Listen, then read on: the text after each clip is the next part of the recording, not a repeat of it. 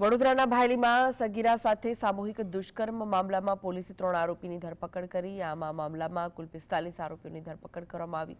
Police commissioner, જિલ્લા SP અને range IG પણ ઉપસ્થિત રહ્યા હતા। વડોદરા પોલીસ કમિશનર નરસિંહ કુમારે જણાવ્યું કે 4 ઓક્ટોબરની રાત્રે ભાયલીમાં જઘન્ય ઘટના બની।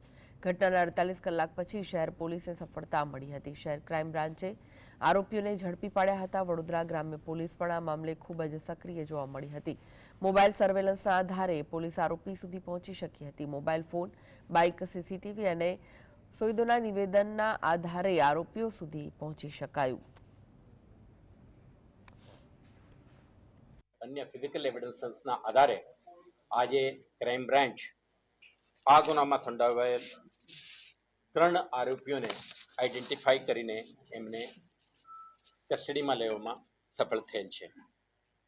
तो अत्यारे वडोदरा शहर पुलिस द्वारा कलम 35(1)C BNSS 2023 अंतर्गत अटकनु कार्यवाही करीने वडोदरा ग्राम्य जिल्लाने આગળની તપાસ માટે સુપ્રત કરીએ।